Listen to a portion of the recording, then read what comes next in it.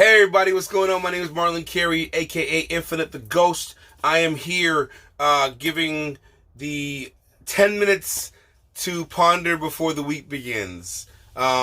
Basically, some spoken word as part of the Epic Theater organization. Kevin Broccoli is a good friend of mine from a long time, and I'm really honored and glad to have this opportunity to work with Epic Theater, even from a distance. I've been dying to get in a play over there, but it's been a little while. Anyway, this first piece is by Claude McKay.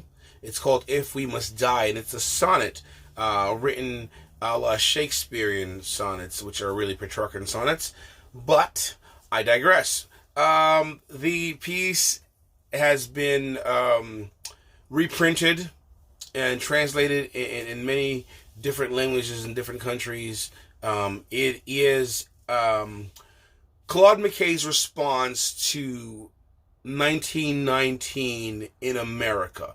In 1919 in America, Claude McKay was working on the railroad. And, as they traveled across the country, they would see, and hear of and read about a lot of different atrocities that were going on that summer. There were dozens upon dozens of riots that were started by angry whites, angry at black prosperity. Just for whatever reason, these were unprovoked incidents where people were killed and clashes occurred, and it was the bloodiest summer on record, so they call it the Red Summer. So in response to the Red Summer, Claude McKay writes this piece, and it's built off of a piece of Henry V. There's a speech in Henry V. He says, "Once more onto the breach, dear friends, once more. Or close the wall up with our English dead."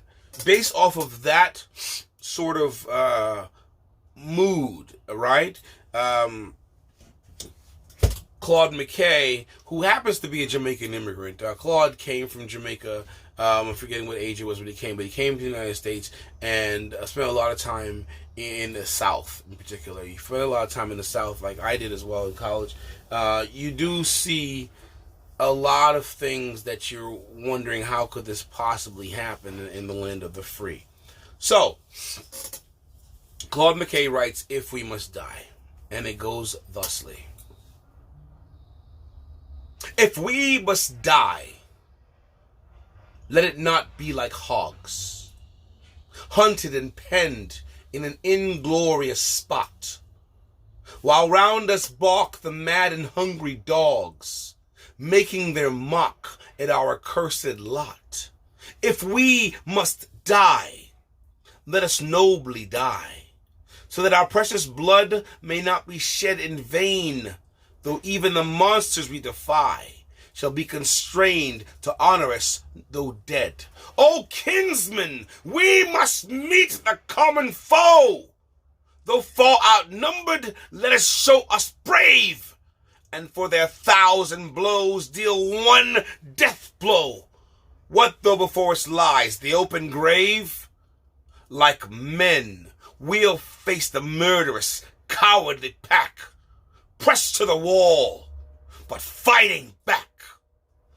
And scene. So that is a piece written by Claude McKay, inspired by Shakespeare in response to 1919, the Red Summer. So many different riots and killing and lynchings took place. A lot of lives were lost in this racially intense climate, sort of like what we see right now in America. It seems a lot of people are trying to sow seeds of division, and that they're trying to bring it to a point where we can't really focus on the real issues. You can't get to a place where you can talk about climate change or talk about these masks and all these PPE gear that we're getting. Where's that stuff ending up? What's up with the trash on that?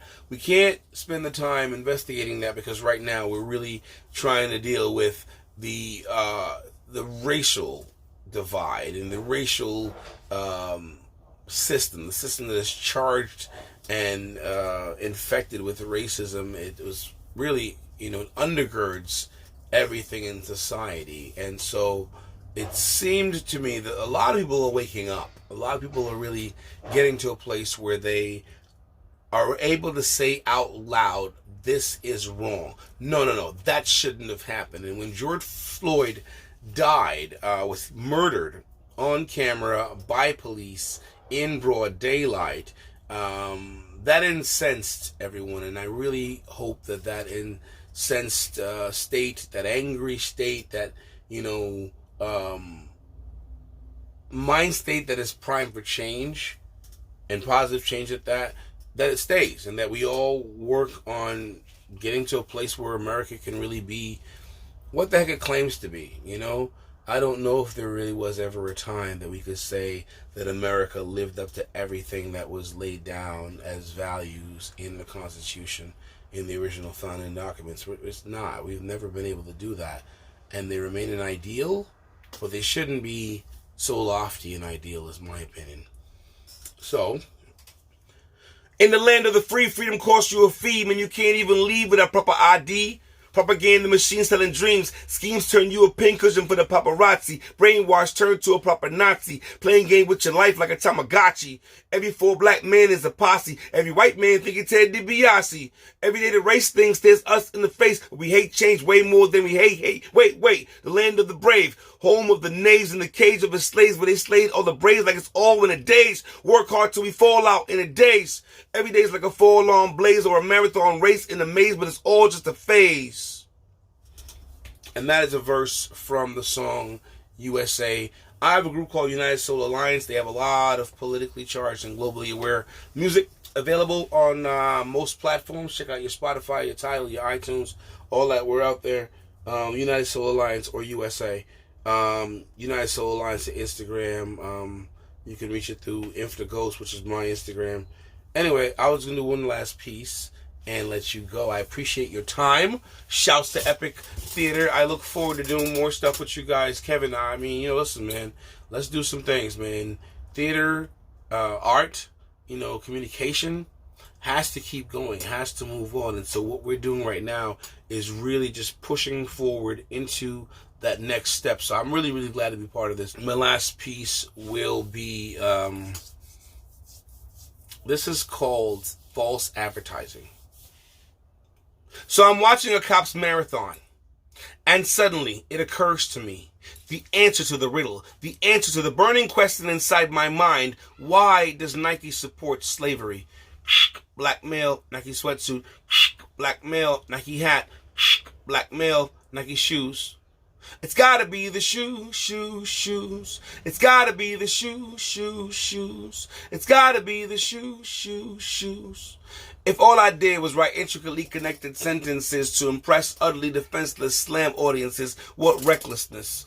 How senseless to express my exasperations using gimmicks such as this. It's because I have been blessed that when I rest my hand and press pen to paper and stress the mess that I'm living in, the rest just comes in like my breath coming into my hungry lungs. I have scars from dreams my forefathers hung from. Pardon me, I suffer from a condition called historical restlessness. This is not an official diagnosis, just a best guess. Quick test to see if I have your disinterest. Blah, blah, blah. Man, I'm the best. My life is stress. Is my sad story worth more or less? I confess, I'm only doing this half in jest. The other half is tongue in cheek, or rather knife in flesh. It's going to hurt a bit or kill you more or less, but I'm only here to document the stress I inflict and project when injecting the rhetoric for dismembering the mechanism. But if I only concocted cocky quips and quirky quotes, the cold cockier cerebellum, would you still consider me lemonade if the sun were a lemon?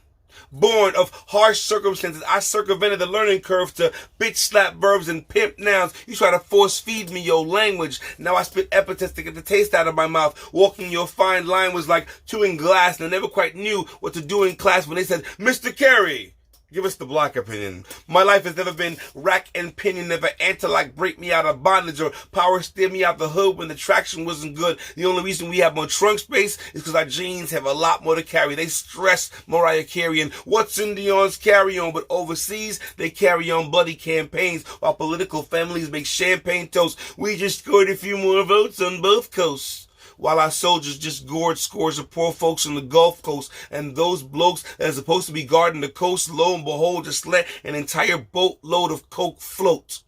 We worry over lactose while backpacking rappers lack flows and crack peddlers pack toast and live a trife life and entices righteous sisters to be crack hoes just so they could stack dough and go back to the store to cop the pair of black Jordans they saw in the back row. And if you watch TV, you'll certainly see the Texas tea ain't the only type of black gold. Watch Cops Tonight or the night news this evening. You'll find black folks served up, shackled and beaten, wearing a swoosh like a slash in the tire of freedom.